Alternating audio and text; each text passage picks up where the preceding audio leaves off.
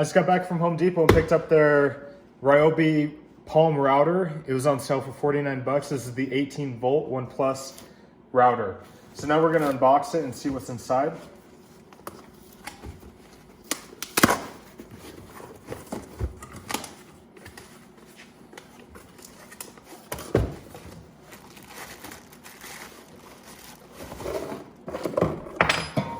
Here's their tool so you can switch bits. And here's their instruction manual. And here it is. That's it.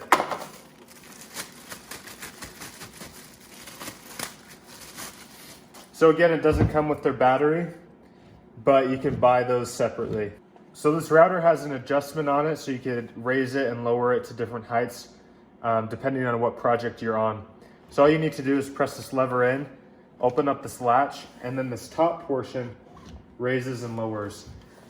It also has their measuring guide right here, so you can get better measurements on the desired height and depth that you want to be cutting your project at.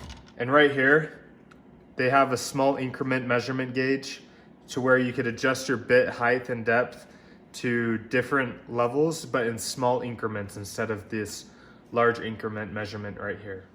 All right, so now I'm going to show you guys how to insert a bit into this Ryobi router. So this is a 1/4 inch insert, so make sure that you buy bits that have that size of insert. I'm just going to grab a random one just for demonstration purposes. So here we have a gray button, and what you need to do is you need to press this in. It needs to go in all the way, so turn your chuck until it goes all the way in.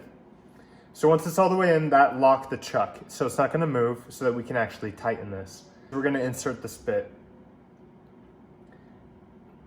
So right now I'm having a tough time pushing this in, and that means that this chuck is tight.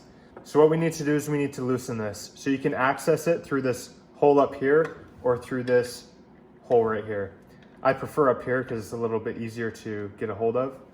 So just loosen it just enough. You could use your finger so that this bit can actually get inserted. So once you have it inserted, then you could use your finger. Come in and tighten it. Clockwise to tighten, counterclockwise to loosen. Now grab your tool, and what we're going to do is we're going to tighten this. So once you get it, make sure it's snug. We don't want to strip anything or over tighten things. So once it's in, it should be good. Now you can go back to how I demonstrated earlier, where you lift up this lever, press this in, and now you could adjust it to different varying heights, depending on the project that you need.